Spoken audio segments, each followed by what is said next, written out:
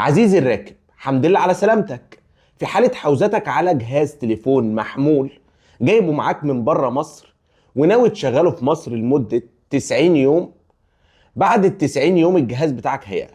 فأرجوك توجه إلى أقرب مأمور جمرك للإفصاح عن تلك الأجهزة أو تسجيلها من خلال تطبيق تليفوني.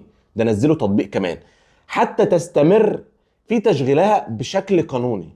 اليافطة اللي انتوا حاطينها في الجمرك حسستني أصلا إن أنا جايب معايا ممنوعات. خلاص يا جماعة بشكل رسمي، ما صبروش حتى. يعني احنا طلعنا من شهر قلنا هيتطبق في شهر واحد، قالوا شهر 11 وبعدين قالوا شهر واحد. ما صبروش حتى يعني في شهر 12، يعني خارج التوقعات خالص، طبقوا القرار.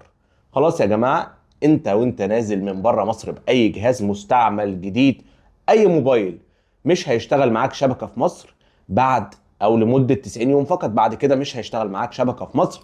فأرجوك يا إما تروح لمأمور الجمارك عشان نشوف الممنوعات اللي انت جايبها معاك دي، يا اما تدخل على تطبيق اسمه تليفوني تنزله من جوجل بلاي.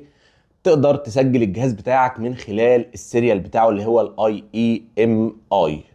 تمام يا جماعه، خلاص القرار بشكل رسمي. قيمه الضريبه كام من ثمن الموبايل؟